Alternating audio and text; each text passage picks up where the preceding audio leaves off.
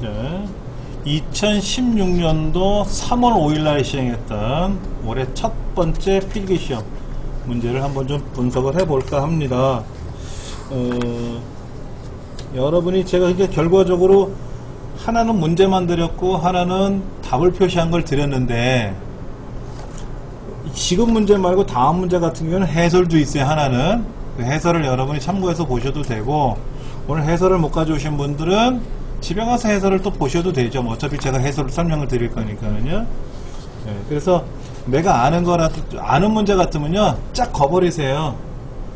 나 이 문제 정확히 알아. 그럼 딱 거버리면 되고, 모르겠다. 그럼 어느 부분이 모르는지, 쿠키가 뭔지, 웹서비스가 뭔지, 히스토리가 뭔지를 설명은 드리겠지만, 설명 듣고 났는데 난 이거 헷갈려. 그러면 거기다 이렇게 색깔 있는 펜 같은 거로 체크해 놓으셔가지고 언제든 질문을 하세요. 그래서 정확히 알고는 가야 되고요. 근데 이 용어들이요, 어쩔 땐 저도 모르는 용어가 간혹 툭툭 튀어나와요. 그럼 저도 뭐 네이버에 가서 찾아보고서 저도 공부를 하기도 하거든요. 제가 이거를 뭐 출제한 사람이 아니다 보니까 저 역시도 어려울 때가 있더라고요. 자, 1번 문제 볼게요. 사용자가 기본 설정을 사이트가 인식하도록 하거나 그랬어요. 이게 참 어려운 말이에요. 사용자가 웹사이트로 이동할 때마다, 즉 네이버나 다음이나 구글에 로그인을 해야 되는데 그거를 생략할 수 있도록 하게끔 하는 어떤 기능인가 봐요. 즐겨찾기는 뭐죠? 내가 그거를 접속할 때 쓰는 거죠. 로그인하는 건 아니죠. 클릭하면 네이버로 가고, 클릭하면 야후로 가고, 클릭하면 어디로 가는 거는 알겠는데 로그인하는 정보는 서비스하는 건 아니잖아요. 그러니까 즐겨찾기는 아니고요. 히스토리가 뭐예요? 히스토리는 인터넷을 하면 몇 년, 몇 월, 며칠, 몇 시, 몇 분에 어딜 다녀갔는지 그걸 기록을 해요. 기본적으로 20일간 기록을 하거든요. 그럼 내가 지난주에 어딜 갔는지, 어제 어딜 다녔는지 그게 쭉 뜬단 말이야. 그러니까 이것도 로그인하고는 상관이 없죠. 웹 서비스라는 건 뭡니까? 뭐 전자우편 서비스라든지 무슨 텔레 서비스라든지 뭐 이런 거라 그랬잖아요. 근데 그것도 아니고요. 쿠키밖에는 없어요. 쿠키는 내가 로그인하게 되면 그 로그인 정보를 기억을 해요. 그래서 비밀번호를 저장할까요? 그럴죠. 그럼 그래라 그럴 수 있죠. 비밀번호 저장하는 기능이 있지 않습니까? 그러면 다음에 내가 그 사이트에 열기만 하면 어떻게 돼요? 네이버를 열면은 자동으로 로그인이 되어 있지 않습니까? 그런 것들이 바로 쿠키라는 정보죠. 근데 이 쿠키 정보에 의해서, 쿠키는 글자로 되어 있어요. 그래서 내가 네이버에 갔는데 아이디가 뭐고 패스워드가 뭔지가 기록된단 말이야, 내 컴퓨터 안에. 그러니까 이 쿠키 정보를 빼가버리면, 누가 훔쳐가면 어떻게 돼요? 안 되겠죠. 그래서 지금은 어떻게 하는지 아세요? 페이스북 같은 경우 있잖아요. 페이스북이나 이런 데 들어가서 제가 이제 집에 있는 거 말고 다른 곳에 가서 페이스북에 로그인을 하면은 아이디 패스워드 정확히 맞췄잖아요. 그럼 문자 서비스가 옵니다. 인증하라고요. 그럼 제 핸드폰으로 제 아이디에 대한, 패스워드에 대한 인증번호가 떠요. 그럼 그거를 페이스북에서 다시 맞춰야만이 본인 확인하는 것처럼, 그래야 제 페이스북이 로그인이 돼요. 왜냐면 쿠키 정보가 털리면 남이 제 거를 연결할 수 있다라는 거잖아요. 그렇죠? 그런 서비스들이 뭐 그 페이스북 서비스에도 있고 또 구글에도 이런 게 있고 다 있어요. 특히 네이버, 다음 이런 것도 있어요. 그러니까 2차 인증 기능이라고 하죠. 쿠키가 털릴까봐. 결과적으로는 쿠키를 어떻게 해야 돼요? 일정 기간마다 삭제해줘 버려야죠. 어떻게 삭제합니까? 인터넷 실행하시면 인터넷 사이트 끝에 환경 설정이 있잖아요. 저 끄트머리 환경 설정에 가셔가지고 인터넷 옵션이 뜨거든요. 인터넷 옵션. 이 옵션에 가서 삭제하시면 돼요. 삭제. 검색 기록을 삭제하는데요. 이때 삭제 버튼을 누르시면은 쿠키 정보가 다 있거든요. 이런 걸 삭제하시는 거예요. 네. 그 다음에 또 하나가 있어요. 이렇게 하시는 거 말고요. 뭐가 있냐면은 여기에 뭐가 있냐면은, 자, 제가 인터넷을 접속하는데요. 이렇게 접속해 볼 거예요. 한번 보세요. 오른쪽 버튼 눌러서요. 오른쪽 버튼 눌러서 In Private Browsing이라는 게 있어요. 한번 보실래요, 여러분들? 인터넷 밑에 인터넷 익스플로러 있지 않습니까? 여기서 마우스 오른쪽 버튼 누르시면 인터넷 익스플로러라고 있어요. 그리고 새 탭 열기도 있고요. In Private Browsing 시작이라는 게 있어요. 이거로 시작을 하게 되면은 약간 모양새가 달라져요. 한번 보세요. 요렇게 떠요. 요렇게 in private이라고 떠요. 이 상태에서 여러분이 네이버에 접속을 하거나 그래서 로그인을 하잖아요. 그럼 쿠키 정보가 안 남습니다. 그러니까 여러분이 PC방이라든지 아니면 다른 사이트, 다른 집에 가서 로그인을 하셔야 되고 컴퓨터로 뭐를 보셔야 될 때가 있지 않습니까? 그러면 얘를 일반 접속을 하는 게 아니라 in private browsing이라는 거. 어떻게 한다고요? 밑에 인터넷 아이콘이 있잖아요. 마우스 오른쪽 버튼 눌러서 in private browsing 시작이라는 게 있단 말이에요. 이걸 눌러서 들어오면 요 상단에 in private이라고 떠요. 이렇게. 이 상태에서 여러분은 네이버를 하시는 거예요.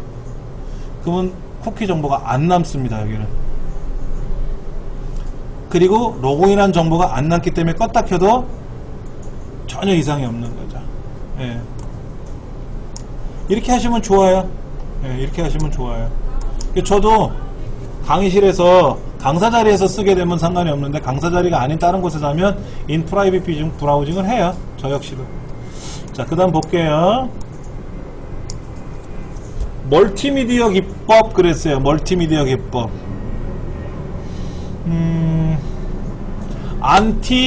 안티라는 건 뭐 반대라는 얘기 같은데. 엘리어싱은 계단 현상이에요. 보여드릴게요. 우리가 그림 같은 거 있잖아요. 그림. 여기 그림을 제가 한번 보면은요. 자, 요거 제가 지금 펭귄 그림을 더블 클릭해서 한번 보여드릴 텐데요. 얘를 확대하면은요. 보세요. 어떻게 되나 보세요. 네모네모 보이나요? 보이죠? 이렇게요. 요 하나가 픽셀이에요. 픽셀. 그런데 요거 말고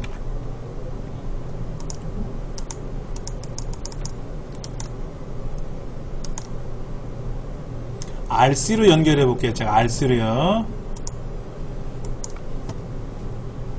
RC로 연결하면은요. 제가 확대해 볼게요.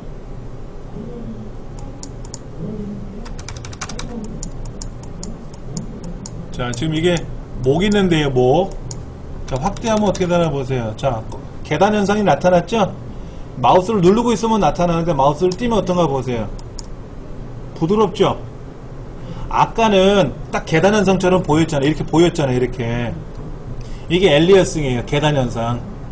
근데 그림을 확대하다 보면 이렇게 보이면 아주 흉하단 말이에요. 그래서 뭉개듯이 계단 현상을 줄이는 거란 말이야. 이거를 안티 엘리어싱이라고 하는 개념으로 표현해요. 이거를 이용하면은 경계면이 어떻게 돼요? 부드럽죠. 모델링은 뭡니까? 저기 지금 옆방에 뭐 하는지 아세요? 3D 프린팅 강사 형성 과정 공부하고 있어요. 그럼 3D 프린팅은 작업을 해야죠.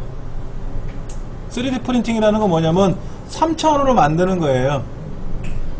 그러니까 예를 들어서 우리 핸드폰 케이스 있잖아요. 핸드폰 케이스를 만들려면 어떻게 만들어야 될까요? 직사각형을 만드는데 모서리가 둥글게 되겠죠? 그럼 평면이잖아. 모서리가 둥근 직사각형 하나잖아.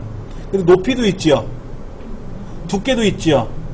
높이라는 게 깊이잖아요. 그렇죠. 이거를 어느 각도에서 봤을 때 어디는 볼륨 조절하는 데가 있고 어디는 파워가 있고 어디는 이어폰 꽂는 자리도 있고 어디는 케이블 USB 케이블 꽂는 데도 있고 구멍을 뚫어놔야 될 거 아닙니까?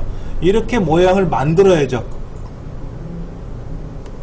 그렇게 해가지고 이제 실제 제품이 완성이 되면 그래픽이 완성이 되면 프린터에다가 명령을 걸어서 제품을 만드는 거란 말이에요.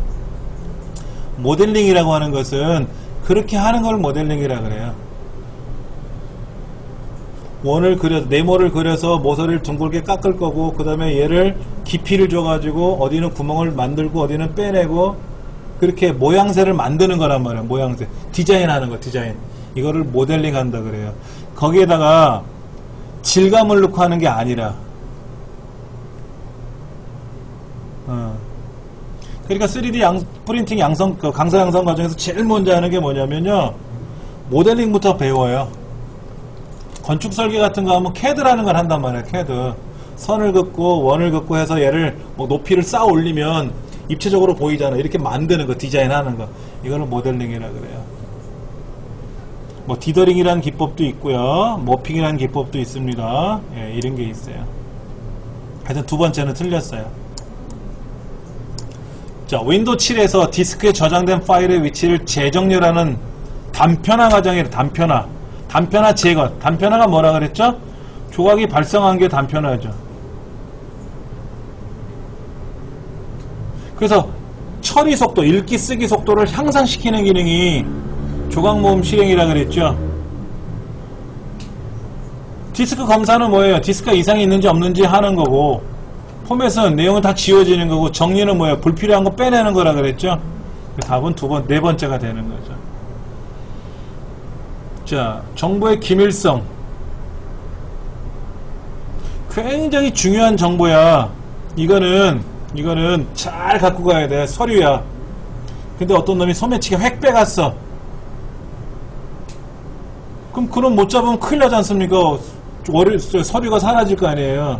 이게 가로채기지. 네트워크 상으로 내가 줬던 정보를 보내야 되는데, 네트워크 상에 있는 정보가 갈 때 얘를 획 빼간단 말이야. 그럼 나는 뭐라 그래? 나는 누구한테 보냈다고 하지. 난 보냈어. 야, 네가 안 읽었잖아. 네가 안 받았잖아. 아니야, 안 왔어. 뭐 보냈는데, 다시 보낼게 하고 보냈는데, 여기서는 송신이 완료됐습니다 그런단 말이야. 너 확인해봐. 나 안 왔어. 야, 네 컴퓨터가 이상한 거냐? 왜 그래? 아니야, 이거 네 거야.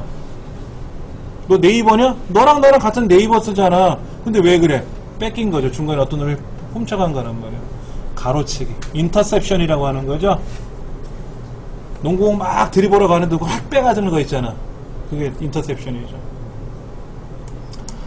디스플레이에 관한 설정이다 그랬어요. 디스플레이라고 하는 건 뭐예요? 화면이죠. 화면이잖아, 화면. 거기서 뭐 합니까, 우리가? 해상도 조정하죠. 모니터가 2개인지 3개인지 어떻게 할 건지. 근데 테마 기능을 이용하는 건 뭐예요? 이거지. 자, 보세요. 바탕화면에 가서 우리가 화면 해상도에 들어가면은 이런 것들이 나온단 말이야. 해상도, 모니터를 2개 쓰는 사람은 어떻게 할 것이며, 해상도를 어떻게 할 것이며, 어쩌고 저쩌고 이런 게 나오는데, 지금 문제는 뭐냐면 밑에 개인 설정에 들어가서 테마가 어쩌네 뭐 이 얘기 하는 것 같은데, 테마가 어쩌고 저쩌고 하는 거 그거 물어보는 것 같아요. 지금 문제에 뭐라고 써있어요? 바탕화면의 배경, 창색, 소리 및 화면 보호기를 설정하는 건 뭐예요? 이게 지금 개인 설정에 들어왔잖아. 디스플레이가 아니라. 디스플레이 밑에 따로 있어요. 디스플레이 따로 있다 이거지. 게이트웨이는 뭐라 그랬죠? 게이트웨이는 통로 역할을 하는 거예요. 통로. 이쪽 네트워크 저쪽 네트워크 서로 달라. 어디 가니까 건물이 있는데 건물 저기 20층에 가보니까 A 건물 B 건물 사이에 다리가 하나 놓여 있어. 그래서 그 다리로 왔다리 갔다리 해. 그런 게 게이트웨이라고. 서로 다른 네트워크 간에 데이터를 주고받기 위한 통로 역할을 해주는 장비가 게이트웨이예요. 와이파이 3G LTE는 4G고 3G 이런 무선 통신망을 통해서 음성을 전송하는 음성. 우리가 일반적으로 음성이나 문자는 통신망이 따로 있어요. 그 다음에 인터넷 하는 무선 통신망 따로 있고요. 그런데 기존의 전화 거는 통신보다는, 전화 음성보다는 일반 LTE니 뭐 5G니 뭐 이런 걸 통해서 음성을 보내고 받으면 굉장히 선명하게. 그래서 광고 중에 그런 거 있었어요. 기타 치는 모습을 스마트폰 옆에다 갖다 대고 기타를 친단 말이야. 그럼 기타 치는 소리가 상대편 여자친구한테 가는 거예요. 근데 굉장하게 정확하게 가는 거죠. 일반 전화할 때 전화 기능을 가지고 이렇게 갖다 대면은 그 기타 연주하는 소리나 이런 게 잘 안 가요. 그냥 아야 어야 이런 말하는 것만 잘 가는 거지. 그래서 모바일 VoIP라는 걸 쓴다.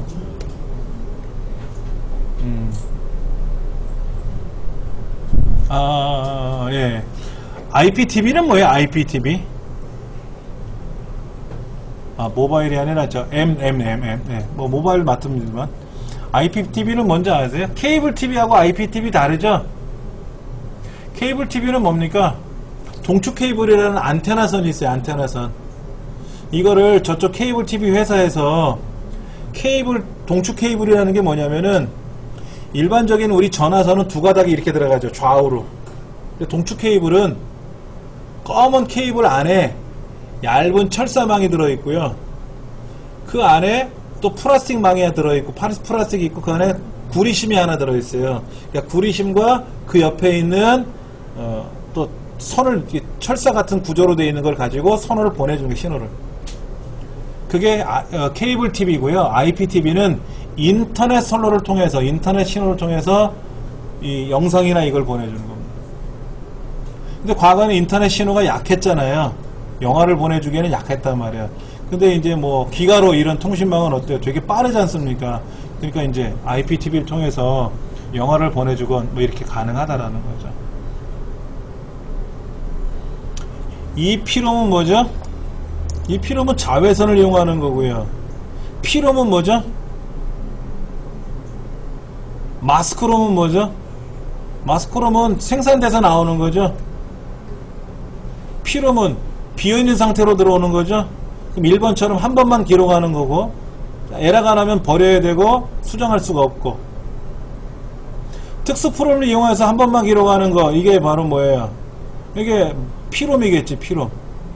전기적 방법으로 여러 번 수정할 수 있는 건 뭐죠? EEPROM. EEPROM. 이것이 발전돼서 뭐가 됐어요? 플래시 메모리. EEPROM이 발전돼서 플래시 메모리가 된 거예요.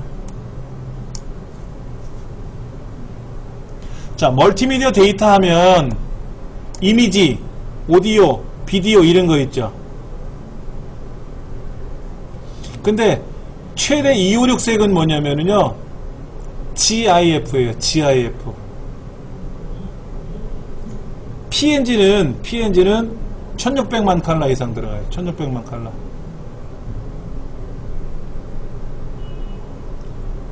MP3는 음성 부분으로 개발되었으나 음성 전용 코덱으로 발전하였다. MP3는 여러분들 스테레오예요.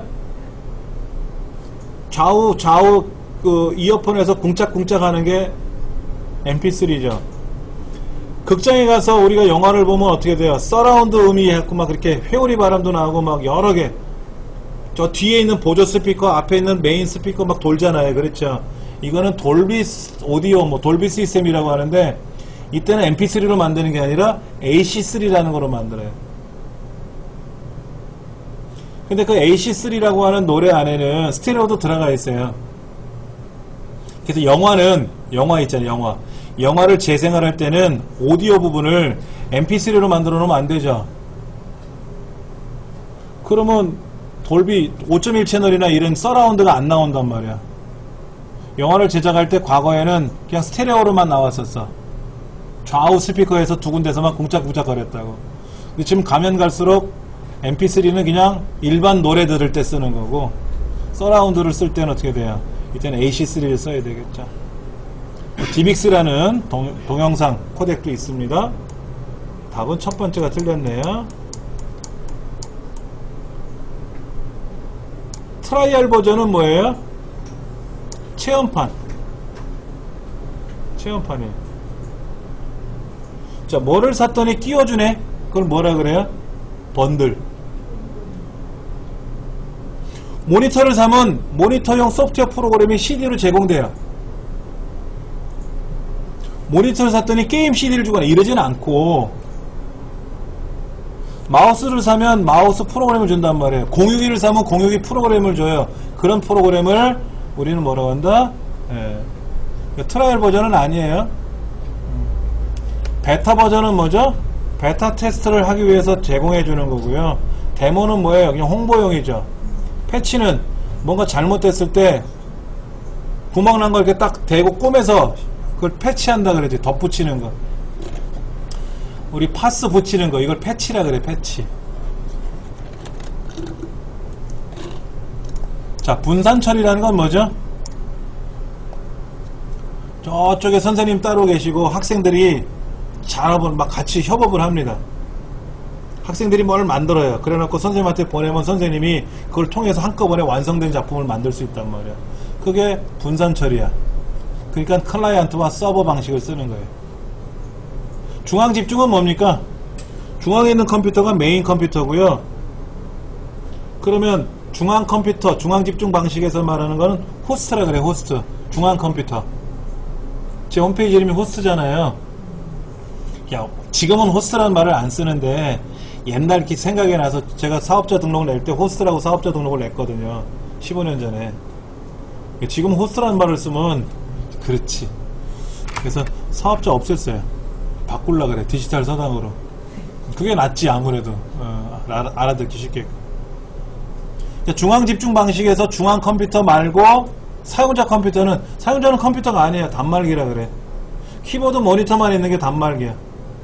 그럼 5 더하기 3이 얼마입니까? 그러면 다 중앙 컴퓨터가 관리해야 되고 다 처리해줘야 돼. 일이 너무 힘들죠? 중앙 집중 방식은 잘 안 하고요. 아무래도 슈퍼컴퓨터나 이런 건 중앙 집중 방식을 하겠지만은 개인이 쓰기에는 불편해요. 그래서 개인은 뭐예요? 우리가 클라이언트, 네이버가 서버. 이게 분산 처리할 때 가장 좋죠. 피어투피어는 뭡니까? 네이트온처럼 나랑 너랑 똑같은 입장에서 서로 처리하는 거죠. 반이중이라는 말은 전이중, 반이중, 단향 방식 뭐 이런 거 있죠. 기억나세요? 전이중은 뭐예요? 전화나 인터넷처럼 보내면서 받을 수 있는 거고, 반이중은 뭐예요? 무전기처럼 보낼 때는 받기만 하고 이런 거. 단향은 뭐예요? 라디오나 TV처럼 일방적으로 보내면 나는 일방적으로 받기만 하는 뭐 이런 거고. 이게 시험에 나왔어요. 시험에 안 나온다 그랬거든. 출제 보면서 빼겠다고 했는데 12번이 나왔어요. 예. 파스칼의 계산기는요, 덧셈 뺄셈만 할 수 있어요. 사칙 연산이 가능한 최초의 기계식 계산기는요, 라이프니츠라는 사람이 만들었어요. 라이프니츠. 우리 책에는 없을 거란 말이야. 왜? 출제에서 뺐기 때문에. 없어. 근데 시험에 이거를 내? 아마도 막 난리 났을 거야, 이거는.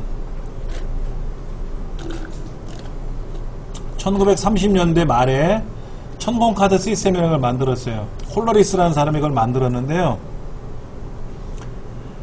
여러분, 인구조사, 이 통계 같은 거 할 때, 예를 들어 이런 거예요. 반장선거 해보셨잖아요. 우리 어릴 적에, 초등학교 때. 그럼 어떻게 합니까? 뭐, 얘 어때요? 그 뭐, 서로 들고 하는데, 비밀 투표하잖아요. 종이에다가 뭐, 아무개 하면, 앞에 누가 나와서, 홍길동 한 표, 뭐, 일찜에 한 표, 발을 정자 써가면서 숫자 세잖아요. 옛날에 미국도 그렇게 했었어요.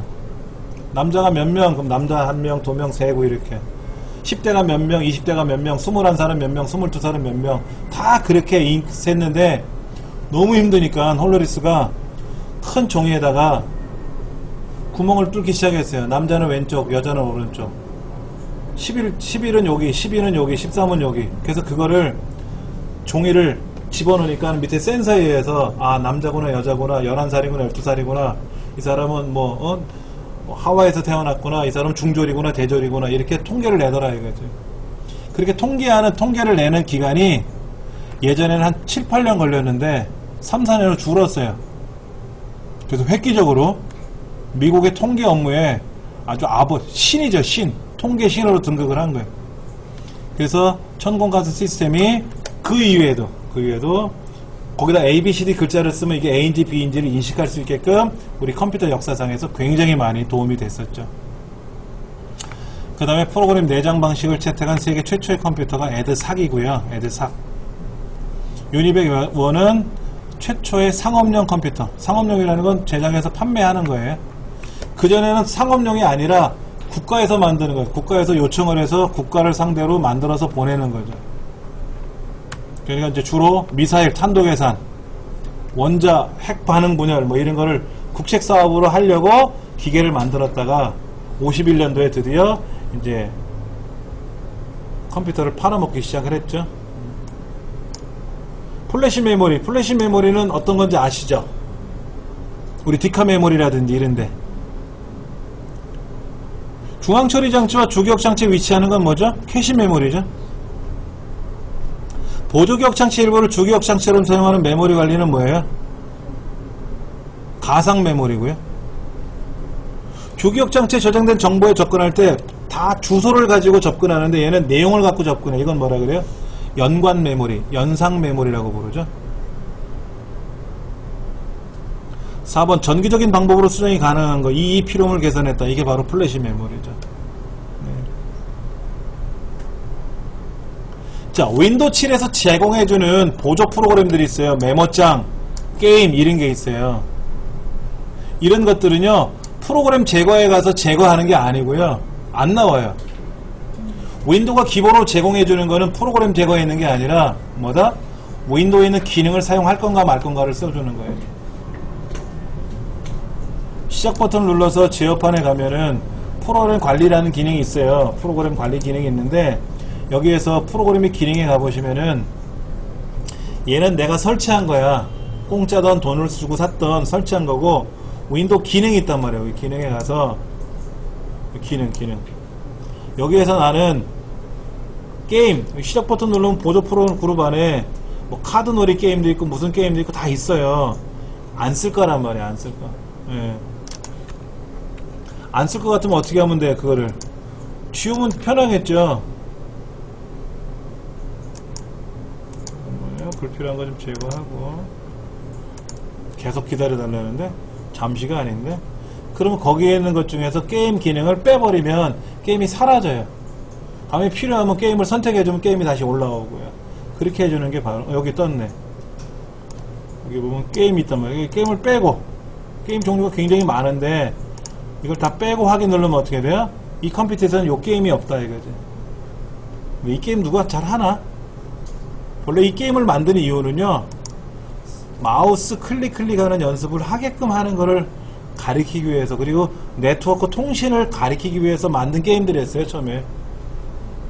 그런데 이런 게임을 안 하죠. 예. 이왕이면 더 판타스틱하고 더 엑설런트하고 막 굉장히 멋있는 거, 예. 그런 걸 하려고 하죠. 이런 건 안 하려고 하는데 그거는 윈도우 기능에서 사용하겠다 안 하겠다 쓰는 겁니다. 제거를 하는 게 아니라. 15번 월드 와이드 웹 컨소시엄. W가 3개라는 말은요, 월드 와이드 웹 WWW이죠. 그래서 W 3개 그리고 C 컨소시엄이라는 거예요. 인터넷 주소는요 w3c.org 치면 돼요. w3c.org. 지금 w3.org로 바뀔 건데, 월드 와이드의 컨소시엄은 뭐냐면은 지구상에서 우리가 인터넷을 하지 않습니까? 그 인터넷에 관련된 표준안을 만드는 기관이에요. 우리가 표준안을 만들 때 인터넷 문서를 만들죠. 홈페이지를 만들지 않습니까? 홈페이지를 만드는 게 HTML이라는 문서예요. HTML은 언어를 쓰는데 이게 처음엔 1, 2, 3, 4, 4.01 가다가 5로 왔어요. 5. HTML5가 지금 가장 최근 거예요. 얘를 이용하면은 뭐 비디오, 오디오 기능이라든지 이런 거를 쉽게 할 수가 있어요. 정도만 기억하세요. 이것도 배우려면 오래 걸립니다. VRML은 뭡니까? 가상화 뭐 하는 거를 배우는 거겠죠. XML은 뭐죠? 우리 자바 할 때 XML 이런 거 나왔었잖아요. XML은 뭐다? HTML을 확장시킨 거예요. 확장. VRML은 버추얼이니까 가상 어떤 기능이 들어간 거라고 보시면 되고요. JSP는 뭐냐면 자바를 이용한 프로그래밍 언어예요. 자바를 이용한 프로그래밍 언어. 뭐 JSP, ASP, PHP 뭐 종류가 많습니다. 그런 언어들이 많은데 다 배우려면 한도 끝도 없고요. 그냥 월드와이드 컨소시엄에서 제안한 표준안인데 비디오, 오디오, 그래서 편리하게 쓸 수 있는 표준 언어다. 그러면 HTML5 이렇게 보시면 돼요. 작업 표시율 및 시장 메뉴 속성 창에서 대한 설명에 옳지 않은 거 되는데, 작업 표시율이 꽉 차면 어떻게 돼요? 크기가 막 2배, 3배 이렇게 조정돼? 아니지. 아래 위방향 화살표가 나타나죠. 펼친 목록처럼. 자동으로 조정되는 건 아니다. 이렇게 선택하는 기능은 없어요. 이렇게 하는 거죠. 보세요. 지금 이렇게 있는데 작업 표시를 내가 2줄로 할래, 3줄로 할래 하고 내가 지정하는 거예요. 얘가 알아서 자동으로 바뀌지는 않습니다. 난 2줄로 할래, 3줄로 할래 하면 되죠. 근데 1줄로 해놨는데 뭐를 많이 실행하면 어떻게 돼요? 얘가 막 쫙 옆으로 어떻게 돼? 그러다가 모자라면 위아래로 화살표가 막 나타나죠.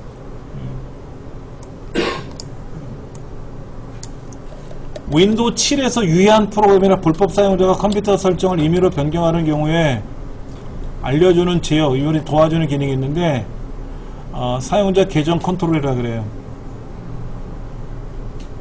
참 어려워요. 이런 용어들이 안 해봤기 때문에. 윈도우즈 디펜더는요, 윈도우가 제공해주는 백신이라고 보시면 돼요. 디펜더가 뭐예요? 디펜더? 뭐 방패 기능 그런 건가요? 보호 기능 이런 거죠. 우리가 알약, 뭐 V3 라이트 이거 설치하잖아요. 근데 디펜더가 있습니다. 특히 윈도우 8 넘어가면은요, 디펜더 기능이 굉장히 강력해가지고요, 굳이 백신 안 깔아도 백신이 다 알아서 움직여주죠. 윈도우 7에도 디펜더 기능이 있습니다. 복원은 뭐 하는 건지 아시겠죠? 복원. 문제가 발생할 때 되돌리는 기능이고요. 그 다음, 네트워크 주변을 지나다니다가 뭐가 이렇게 아이디 같은 게 지나가거나 패스워드 같은 게 지나갈 때 오 하고 빼나간단 말이야. 그게 스니핑이라 그래요. 스니핑. 용어도 참 어려워요. 이런 것들은. 연산 속도로 가장 빠른 건 뭐냐? 이렇게 물어봤네요. 연산 속도.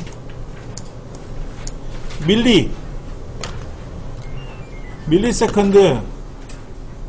그 다음에 마이크로 세컨드, 나노 세컨드, 피코 세컨드 이렇게 가죠. 1000분의 1, 100만분의 1, 10억분의 1, 1000억, 1조분의 1. 피코가 1조분의 1이죠.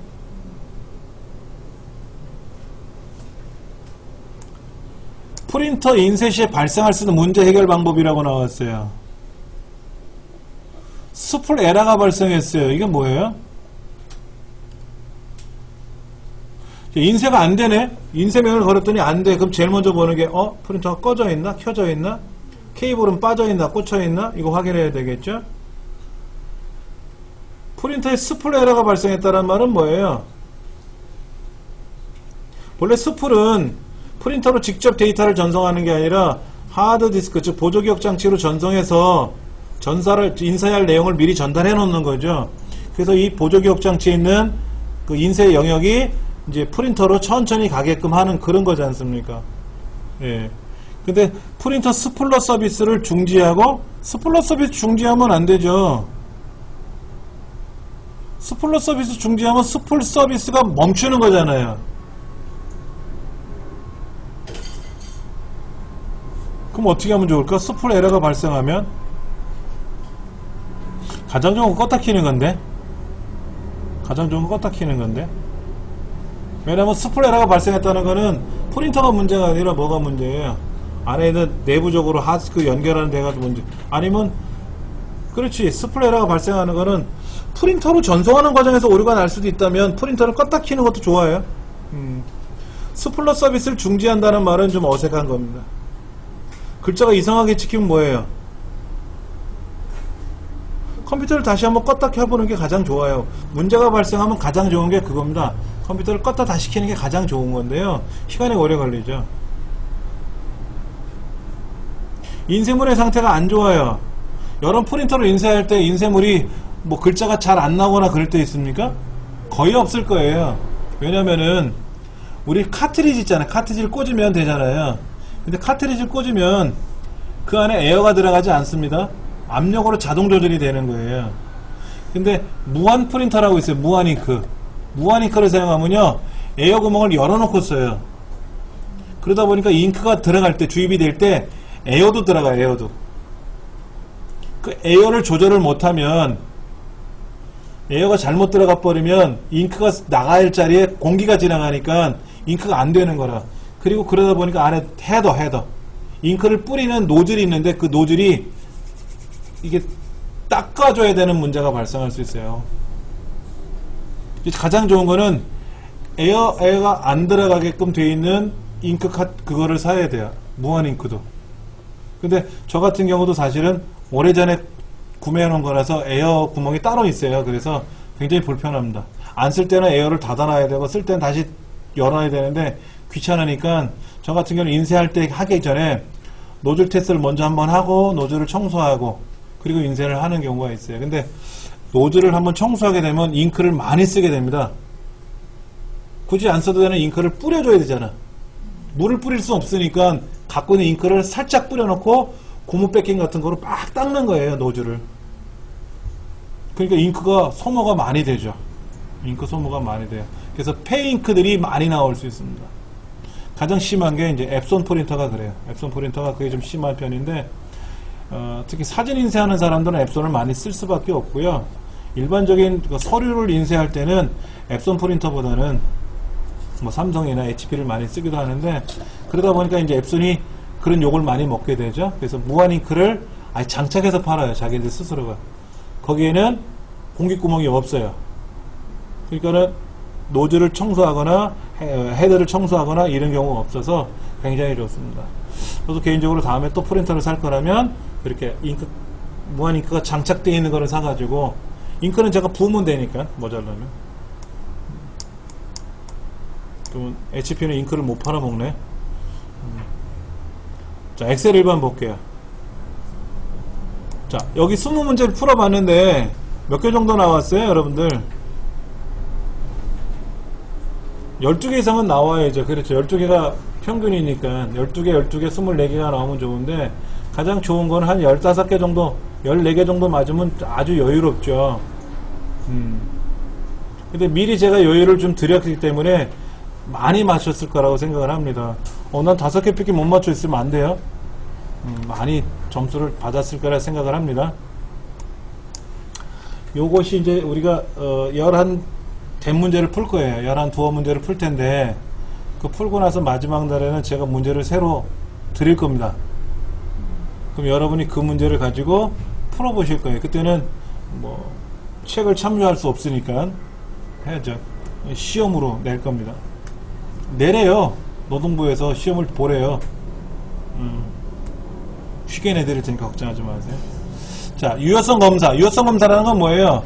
글자를 정확하게 입력할 수 있게끔 어느 숫자 범위, 뭐 100에서 1에 빵에서 100 사이에만 넣게 한다든지, 여기는 한글만 입력한다든지, 기본으로 여기다 딱 마우스를 찍으면 영문이 입력하게끔 되어 있다든지, 이런 거, IME 모드라든지. 근데 잘못 입력이 되면 오류 메시지를 설정하게 한다든지 하는 거죠. 이미 입력한 데이터는요, 유효합니다. 기득권을 인정해래요. 여기는 숫자 0부터 100까지 입력하는 공간인데, 이미 거기에는 안녕이라는 글자가 써 있어. 글자가 써 있는데 그 영역을 숫자 모드로 바꿔놨단 말이에요. 0에서 100으로. 그럼 안녕이라는 글자는 고칠 수는 없어요. 숫자로 고칠 수는 있지만, 뭐 친구야 라고 고칠 수는 없어요. 그러나 이미 입력한 안녕이라는 글자는 유효합니다. 삭제되지 않아요.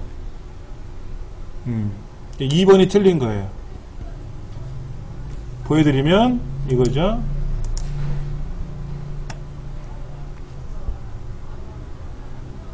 자, 여기다 제가 선을 좀 박스를 그려 놓고요. 여기다가 유효성 검사를 해볼 겁니다. 데이터 유효성 검사에 들어가서, 여기는 잠깐만, 여기다 홍길동이라고 쓸게요. 홍길동이라고 쓰고, 유효성 검사에 가서 여기를 숫자로 바꿀 거예요. 숫자로 바꿀 겁니다. 범위는 안 정해줄 거예요. 범위를 정해주나? 0에서부터 100 이렇게 할까요? 그럼 여기는 0 가능하고요. 50 가능하죠. 70, 77 이런 거 가능해요. 근데 101 이러면 안 되겠죠? 100까지만 하라고 했으니까. 여기다 홍길동이라고 쓰면 어떻게 돼요? 안 되죠. 숫자를 들어야죠. 근데 얘는 이미 들어가 있던 애잖아. 얘는 못 건드려요. 대신에 홍길동을 고치려고 그러면 어떻게 돼요? 못 고치죠. 홍길동 바보 이렇게 쓰면 어떻게 돼요? 안 되죠. 예를 다른 숫자로 바꾸면 가능하지만, 기존의 글자로 바꿨다가 다시 홍길동 그러면 어떻게 돼요? 안 들어가죠. 이미 입력되어 있던 거는 유효하지만 수정할 수는 없다. 그 얘기를 하는 겁니다. 이미 입력한 데이터는 기득권을 인정받기 때문에 그대로 유지하는 거고요. 자, 이건 뭡니까? 기간을 1년, 2년, 3년, 4년, 5년으로 바꾼대요.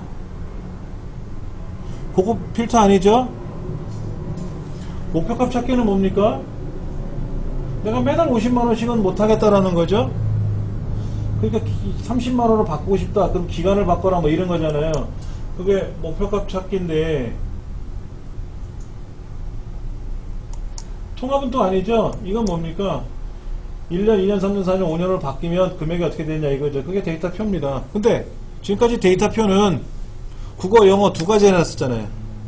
기간, 이율 두 가지 있었죠. 근데 하나만 해도 돼요. 하나만 하면 되죠. 그럼 얘는 지금 칸이죠? 칸이잖아. 그럼 여기서 말하는 칸, 열은 뭐예요? 당연히 기간 얘를 찍어주면 되지, 이 자리를. 그럼 하나만. 그러면 행은 없죠? 행은 없잖아요. 그냥 단일 조건이잖아요. 그럼 행 없이 열 자리만 요거 얘를 찍어주면은 알아서 나와요. 이게 데이터표입니다.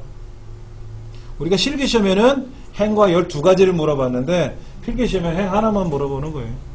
아, 열 하나 이렇게. 뭐 행 하나만 물어봐도 되고. 자, 통합을 할 때 기억나세요? 데이터 통합할 때 이런 거 기억나실 건데 한번 보세요. 자, 블럭을 잡아주고 통합에 가면 요거. 예. 이거 어떨 때 쓰는 거라고요?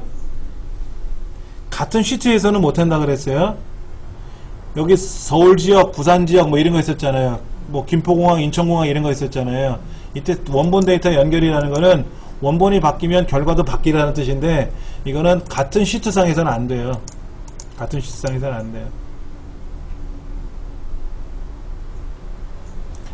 통합된 데이터가 있는 워크시트와 통합 결과와 작성된 워크시트가 같은 통합 문서에 있을 경우는 안 된다고.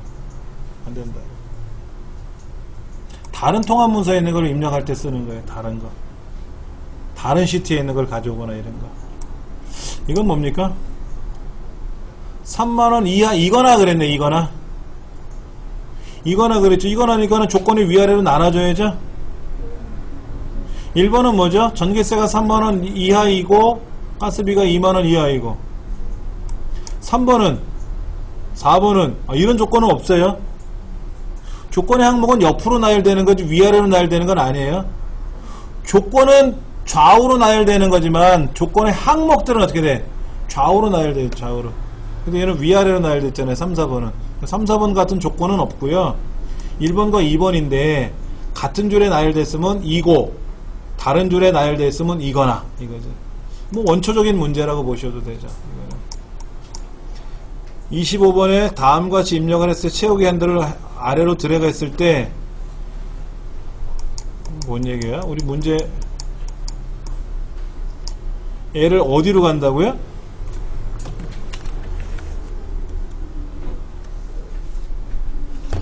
얘가 지금 25번이죠?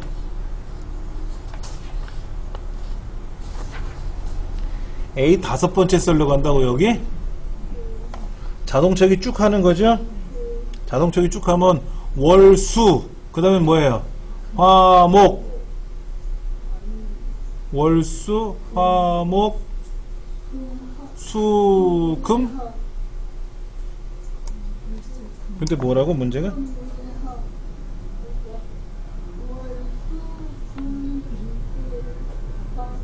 답이 화요일이 아닌 것 같은데 한번 해볼까요? 이게 월요일 잠깐만 여기가 어디? A의 첫 번째? 그럼 여기서 똑같이 A의 첫 번째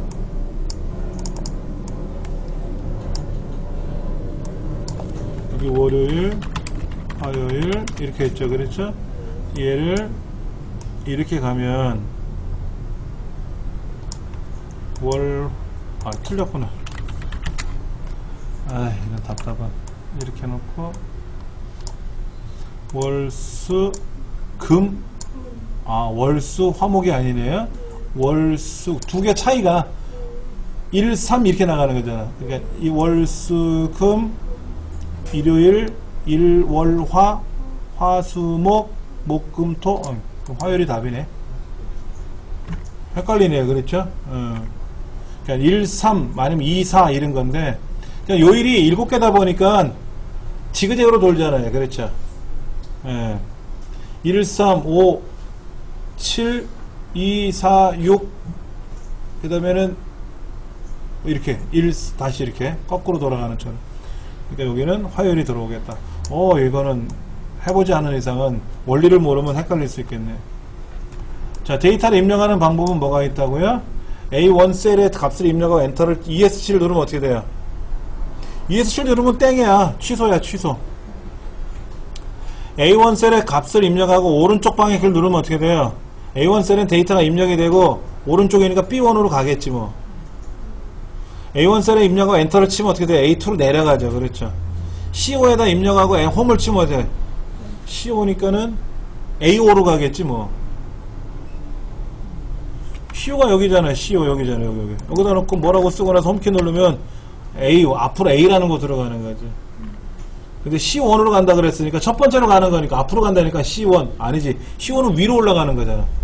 왼쪽으로 가는 거죠. 왼쪽. 홈키 누르면 왼쪽으로 가는 거지. 맨 왼쪽으로. 맨 왼쪽이 A번째죠. A번째. 이해되시겠죠 이거요? 자, 메모를 삭제하려면 어떻게 돼요? 메모를 선택하고 삭제하면 되겠지 뭐. 메모가 여기 들어가 있는데 여기 메모를 이렇게 집어넣었단 말이에요. 메모를 써보면 이렇게 들어가는데, 자, 검토에 가서 얘를 선택하고 메모를 삭제하면 되겠죠. 일단 얘를 선택해야 돼요.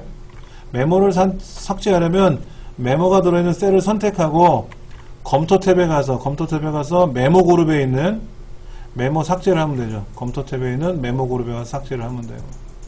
서식 지우기 하면 서식만 지워지지 메모는 안 지워지잖아요. 딜리트를 누르면 내용만 지워지는 거죠. 서식도 안 지워지죠. 메모도 안 지워지죠. 모두 지우게 해야 메모도 지워지는 거죠. 메모가 들어있는 셀을 이동하면 어떻게 돼요? 같이 다니죠. 같이 다니죠. 예. 자, 메모를 수정하려면 어떻게 돼요? 오른쪽 버튼 눌러서 메모 편집하시면 돼요. 예. 자, 매크로. 우리 매크로 문제 풀 때마다 매크로가 포함된 파일을 열려 그러면 어떻게 됐었어요? 이러쿵 저러쿵 뭐 되게 복잡했었어요. 그렇죠? 되게 복잡했었어요.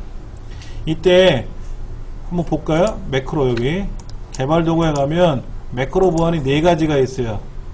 첫 번째 뭐가 있어요? 자, 보세요. 매크로 보안이 몇 개가 있는가 보세요. 모든 매크로 제외. 알림도 안 하겠대. 이걸 만약에 해놓으면 어떻게 돼요? 매크로가 포함되어 있는 파일은 못 열어. 이 컴퓨터에서, 이 엑셀에서는. 근데 우리는 두 번째 거로 되어 있거든요.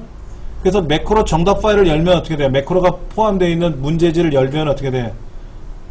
옵션이 뜨죠. 이거 사용할래 말래. 그렇죠? 알림은 표시해 주겠다 이거지. 근데 서명이 되어 있는 매크로만 포함이라고 되어 있으면, 디지털 설명이 안 되어 있으면 못 여는 거죠. 근데 이건 뭡니까? 매크로가 있던 없던 알아서 다 열어라 이런 얘기죠. 위험하죠? 매크로 바이러스가 있다 그랬잖아요. 그래서 매크로를 포함한 거를 다 열어라 그러면 그냥 무방비 상태로 매크로 바이러스가 열린다는 얘기잖아요. 그러니까 이거는 권장하지 않는다라는 거지. 근데 기본적으로 두 번째 거예요. 우리는 두 번째 거. 모든 매크로 포함인데 기본 설정 알림 표시가 아니죠. 권장하지 않음이라고 되어 있었잖아. 모든 매크로 포함까지는 맞아요. 근데 괄호 열고가 아니야. 달라요. 네 번째가 틀립니다. 자, 셀의 이동과 복사. 이동하고자 하는 셀 영역을 선택하고 잘라내기. 컨트롤 X죠. 저쪽에서 붙여넣기만 하면 되죠. 자, 클립보드에는 내가 복사하고 붙여넣기, 복사해서 붙여넣기 하면 그 복사해서 붙였던 거 있잖아. 복사했던 것들이 최대 24개까지 기억이 돼요. 윈도우는 오로지 하나만 기억되는데 엑셀에서는 24개까지 기억이 된대요. 근데 24개일지 25개일지는 우린 모르죠. 25개인지 24개인지 우린 모르잖아요. 처음 들어본 얘기잖아. 그러니까는 그냥 내비두고 넘어가 보자고. 자, 선택된 셀 영역을 이동할 위치로 들어가는 동안에는 어떻게 돼요? 시커먼 테두리가 표시돼요. 자, 복사를 하려면 어떻게 돼요? 컨트롤 키 누르고 들어가는 거죠? 테두리를. 쉬프트 키를 누르고 들어가면 뭐가 돼요? 이동이 돼요. 근데 그냥 들어가도 이동되지 않습니까? 우리가 복사할 때는 컨트롤 키 누른다. 이게 기본 상식이거든요. 예. 포토샵이나 이런 데는 좀 달라요. 그리고 특수한 프로그램이 좀 다르고, 보편화되어 있는 건 다 똑같아요. 엑셀, 파워포인트, 아래 한글, 뭐, 기본적인 건 다 똑같습니다. 컨트롤 C, 복사. 이런 거. 포토샵도 컨트롤 C, 컨트롤 V 하면 복사된 거 붙어요. 좀 엉뚱한 데 붙어서 그렇지. 예. 컨트롤 C, 그리고 컨트롤 J를 누르면 자기 위치 그 자리에 다시 붙기는 하지만, 그냥 컨트롤 C, 컨트롤 V 하면 엉뚱한 데 붙기는 합니다만, 하여튼 복사 붙여넣기는 돼요. 다. 기본적으로. 자, 매크로. 컨트롤하고 숫자는 뭐 쓰죠? 우리 매크로 만들 때 컨트롤 C, 소문자 C, 대문자 C 구분한다 그랬어요. 그랬죠? 근데 컨트롤 3 이런 건 안 된다 그랬죠? 매크로하면 자동으로 부여돼요. 매크로 1, 매크로 2, 매크로 3 자동으로 부여되는데 내가 그거를 합계, 뭐 셀서식 바꿀 수 있다 그랬잖아요. 비주얼 베이직 모듈로 저장한 겁니다. 매크로라고 하는 거, 즉 내가 키보드로 A의 첫 번째 셀을 가고 거기다 는, 썸 하고 뭐라고 명령을 걸었는데 이거를 마우스로 A의 첫 번째 셀을 찍었으면 A의 첫 번째 셀로 간 거잖아요. 이거를 뭐라고 표시를 못하는 거죠. 는, 썸이라고 썼으면 키보드로 썼으니까 그거는 명령으로 인식이 되는데, 그러다 보니까 비주얼 베이직이라는 프로그램이 있어요. 프로그램 개발 언어 중에 비주얼 베이직이라는 프로그램이 있는데 여기에 프로그램 작성하는 모듈이 있거든. 문법 구조가 있단 말이야. 그 프로그램 구조. 얘를 엑셀에다 집어넣어 놓고 걔를 빌려 쓰는 거예요. 그럼 비주얼 베이직을 잘하는 사람은 어떨까요? 매크로가 쉬울 수 있겠지 뭐. 그걸 잘 써본 사람이니까. 그렇죠. 근데 또 두 번째는 틀렸네요. 그렇죠? 이게 뭡니까? B의 두 번째 셀서부터 D의 다섯 번째 셀을 점수로 이름을 정의했대요. 점수. 그럼 에버리지 인덱스 점수 중에서 두 번째 줄 첫 번째 칸에 있는 게 뭐냐요? 걔랑 점수 영역의 가장 큰 값, 두 개가 나오겠죠? 인덱스라는 거는 B의 두 번째부터 D의 다섯 번째 셀을 영역을 점수라고 이름을 정했으니까 그 점수 영역 중에 두 번째 줄 첫 번째 칸에 있는 데이터 하나하고 점수란 영역의 가장 큰 값하고 그 두 개죠. 두 개. 그거의 평균 구하라는 얘기예요. 그러면 자, 이 중에 다시 문제를 보면은 B의 두 번째가 어디죠? 85서부터 D의 다섯 번째가 85까지인데 이 중에 두 번째 줄 첫 번째 칸이잖아요. 그러니까 두 번째 줄 첫 번째가 90이네. 90이죠? 인덱스 값이 90이에요. 그 다음에 맥스는 100이네. 최대값이 100이잖아, 이 중에서. 그럼 90과 100의 평균이 얼마냐? 95지 뭐. 요거. 얘가 두 번째 줄 첫 번째 칸이니까 90 나왔잖아요. 얘는 최대값 100 나왔잖아요. 90과 100의 에버레이지니까 평균 구하는 거잖아. 90과 100의 평균은 95지 뭐. 어려운 건데, 쉬운 건데, 인덱스라는 거를 우리 많이 안 해봤어요. 맥스는 최대값이라는 거 알겠죠? 이거 뭡니까? 주민등록번호 성별 코드까지 포함되어 있네요. 남자 여자를 고를 때 어떻게 돼요? MID 요거 여덟 번째에서 한 개 요거 1이죠 1. 그래서 1이면 남 2면 여. 맞네. H룩급은 뭐예요? A의 첫 번째 셀이 주민등록번호라고? 아니지. 주민등록번호에는 성별 코드를 갖고 따져야지. H룩급을 쓰던 V룩급을 쓰던 간에 성별 코드 하나 1이나 2를 가지고 어느 표에 가서 어쩌고 저쩌고 따져야 되잖아. 인덱스는 뭐예요? A 첫 번째 셀은 하나잖아. 근데 뭐 B번째 칸이 있고 B번째 줄이 있고 8번째 칸이 있어? 셀은 하나밖에 없는데? 그럼 이상하게 쓴 거죠. 라이트가 뭐예요? 오른쪽 8개는 뭡니까? 이 주민등록번호의 오른쪽에 8개는 뭐예요? 빼기 1, 2, 3, 4, 6, 7이잖아. 오른쪽에 8개 자르면 빼기 1, 2, 3, 4, 6, 7이죠. 걔가 1이냐? 아니지. 빼기도 있고 뭐 글자가 8개인데 8번째 한 개를 잘라야 되잖아. 그러니까 그건 미들 함수를 써야죠. 당연히. MID 함수 아닌 거는 뭐 여기서 답이 안 나올 수가 있겠죠. 머리글 바닥글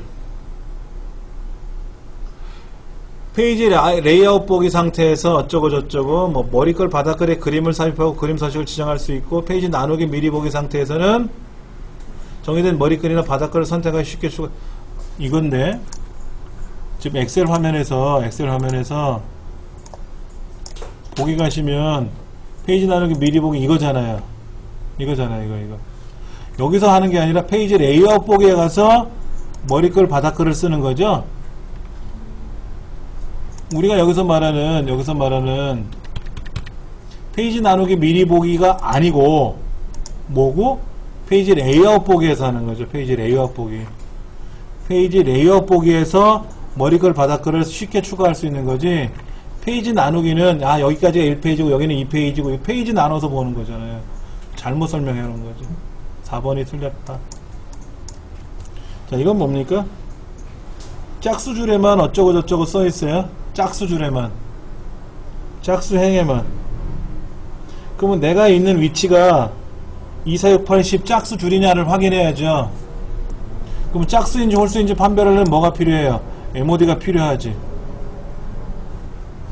그래서 뭔지는 몰라도 로우가 뭐예요? 내가 몇 번째 줄에 있습니까? 라고 하는 걸 알려주는 게 로우예요. 컬럼은 뭐예요? 내가 몇 번째 칸에 있습니까? 알려주는 게 컬럼입니다. 그러면 내가 있는 줄번호가 로우인데 줄번호를 2로 나눴을 때 나머지가 0이면 짝수고 나머지가 1이면 1번은 뭐야?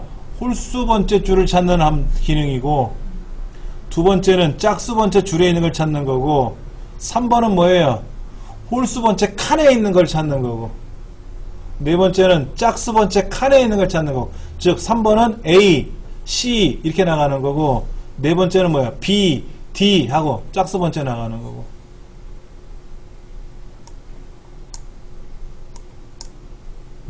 우리 MOD 함수는 뭐 몇의 뭐 2의 배수, 3의 배수 이런 거 판별할 때 쓰는 거라 그랬잖아요. 즉 2의 배수라는 말이 짝수니까 2로 나눴을 때 나머지 0이라는 건데 이때 로우냐 컬럼이냐 그러는데 로우는 줄이고 컬럼은 칸이거든요. 그럼 몰라도 로우라는 걸 통박으로 찍을 수는 있어야지. 컬럼은 칸이니까 칸 로우는 줄이니까 짝수 번째 줄 그랬잖아. 우리가 문제가 여기 지금 짝수 줄 그랬잖아. 짝수 줄, 짝수 행. 그러니까 로우라는 말을 써야죠. 로우가 정확히 뭔지는 몰라도 로우도 있고 로우 S도 있어요. 로우도 있고 로우 S도 있어요. 하여튼 로우는 줄을 말하는 거예요. 예. 1번 35번은 뭡니까? 카운트. 여기 숫자가 몇 개 있어요? 여기 숫자가 몇 개 있냐고. 카운트 여기.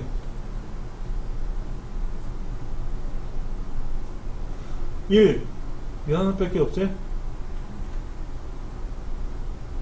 1 하나만 있나? 얘는 뭐예요? 얘는? 이 참은 글자죠? 그럼 여기는 카운트 A는 뭐야? 카운트 A는 빈칸만 아니면 다 세례매. 그러면 이거 숫자, 글자, 숫자 이거 보면 3이 넘잖아. 그건 아닌 것 같고 라운드는 뭐예요? 215.143인데 마이너스 2가 뭡니까? 10의 자리에서 반올림 하는 거네. 10의 자리 1, 10 200이네. 소수면 둘째 자리를 자르는 게 아니라 마이너스 2니까 1, 10 10의 자리에서 반올림 하는 거잖아요. 근데 50이 안 넘었으니까 200으로 떨구는 거지 뭐. 네 번째도 틀렸네. 그러면 맥스는 뭐야? 최대 갖고 하는 거죠? true는 1이라 그랬죠? true는 1이라 그랬잖아. 그럼 8은 숫자 3인데 따옴표 10은 뭐예요? 글자죠? 근데 글자지만 저건 순수한 숫자만 들어있잖아. 그럼이 제일 크지. 근데 헷갈리잖아요. 그렇죠. 한번 해봐야지 뭐. 이런 문제는 해봐야 돼. 방법이 없어요. 연습을 많이 해봐야 돼. 자, 한번 해볼게요.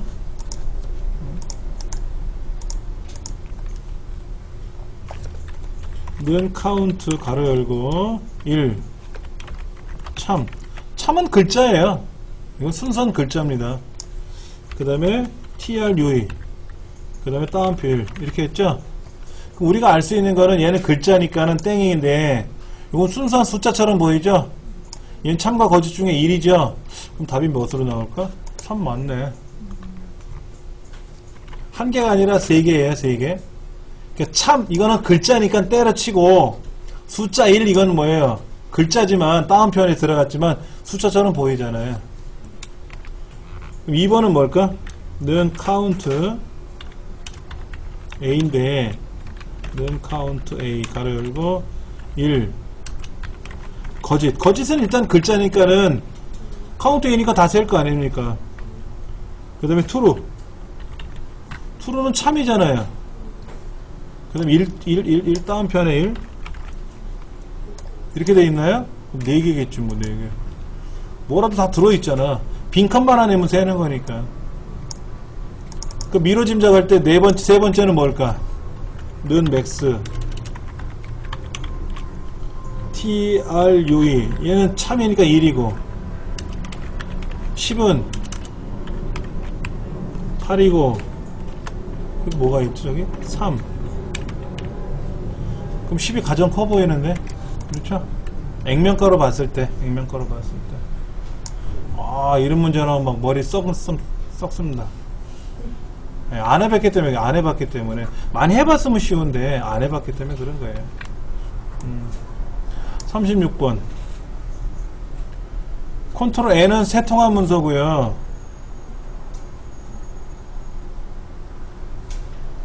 컨트롤 F4는 무조건 닫는 겁니다. Alt F4? Alt F4도 닫기고요. 컨트롤 F4는 뭐야? 이것도 닫기네. 컨트롤 W는 뭐예요? 컨트롤 W?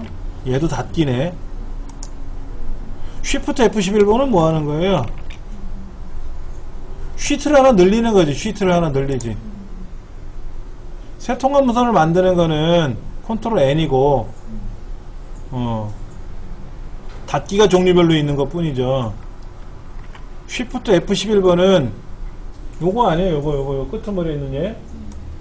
얘. 근데 얘를 누르면 오른쪽에 생기고요. 이걸 누르면 오른쪽에 생기고, Shift F11을 누르면 그 왼쪽에 생기고. 하여튼 쉬트를 삽입할 때 쓰는 겁니다. 쉬트. 36번에 틀렸네요.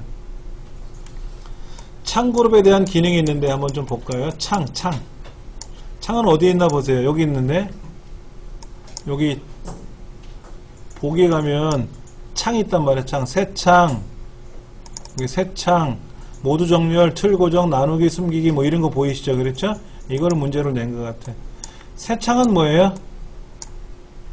현재 보여주고 있는 시트 있잖아요. 시트. 현재 보여주고 있는 시트 그 문서 있잖아요. 얘를 하나 똑같은 걸 하나 더 만들어요. 더 만들어서 얘를 두 개로 나눠 가지고 왼쪽에는 시트 1번 보여주고 오른쪽에는 시트 2번 보여주고. 자, 밑에 시트 1번, 시트 2번이 있는데 하나는 시트 1번, 하나는 시트 2번을 두 개를 볼 수가 없어요. 엑셀에서는 하나의 시트만 보는 거잖아요. 아니면 파일이 두 개 있을 땐 나눠서 볼 수 있어요. 그게 뭐야? 정렬이에요. 이 정렬은 뭐냐면 엑셀 파일이 여러 개일 때 보는 거예요. 근데 파일이 하나인데 전반기, 후반기 시트가 따로따로 되어 있단 말이에요. 얘를 보려면 어떻게 돼요?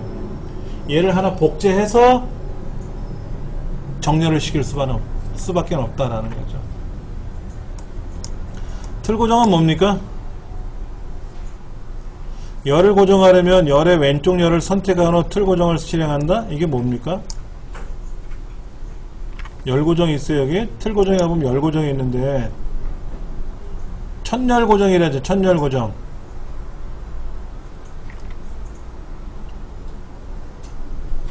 선택할 필요 없죠. 여기 틀 고정에 가면 뭐가 있나 보세요. 틀 고정에 가면 틀 고정이라는 게 있죠. 틀 고정은 내가 뭐를 선택하면 행과 열이 고정되는 건데 열 고정, 행 고정이라는 게 따로 있죠. 그건 뭐야? 첫 행과 첫 열만 되는 거지. 그럼 굳이 여기 찍지 않아도 알아서 A번째, 첫 번째 이렇게 선택이 되는 거죠. 2번이 틀렸고요. 여러 개를 분리할 때 쓰는 건 나누기고. 38번 이건 뭡니까? 이 차트는 차트가 겹쳤네요. 겹치기가 들어갔어요. 그렇죠. 남과 여에 대한 1번, 2번, 3번, 4번에 대한 합계가 나왔고요. 틀린 걸 찾는 건가요? 옳지 않은 거? 지금 남자, 여자 합계가 들어갔어요? 남자, 여자만 들어갔죠? 여기 보세요. 남자, 여자에 대한 합계는 들어갔어. 남자, 여자에 대한 합계는 들어갔는데 이 합계는 어디 갔어? 이 합계는 안 들어가 있죠. 밑에 합계가 들어간 거예요. 그러니까 전체가 원본으로 작성된 건 아니에요. 남자 여자에 있는 합계는 빠진 거고 1번 2번 3번에 있는 합계는 들어간 거고. 네 번째 이건 틀린 말이에요. 39번 여기에 요소가 옳지 않은 걸 찾으라는데 눈금선이 없네. 이렇게 가로 여기 20, 40, 60, 80이 없네. 밑에 표는 있죠. 83, 90, 88의 표가 있죠. 그 다음에 저기 왼쪽 엑셀 말고 오른쪽 워드 과목에 대한 레이블은 있고요. 여기 점순위 하는 이거 축 제목은 있네. 근데 20, 40, 80, 80에 있는 뭐가 눈금선은 없는 거죠. 어렵지 않게 풀 수 있는 문제고. 자, 이건 뭐죠? 추세선을 표시할 수 있는 차트가 뭐냐 그랬는데 추세선을 표시할 수 없는 게 뭐라 그랬죠? 3차원, 방사형, 원형, 동그란 거, 가운데를 기준으로 펼쳐지는 게 방사형이고 비율을 따지는 원형이 있고 도넛형 같은 경우도 안 된다 그랬어. 3차원은 무조건 안 되고. 얘는 지금 뭐예요? 버블이잖아, 버블. 얘는 크고 어느 건 작고 이렇게 돼 있잖아요. 그럼 큰 거 작은 거 위에 큰 게 있으면 추세가 올라가는 거고 얘는 큰 거 밑에가 작은 거잖아요. 그럼 추세가 내려갈 거 아닙니까? 추세가 표시할 수 있는 건 네 번째겠죠. 요렇게. 와우. 어려워요. 그렇죠?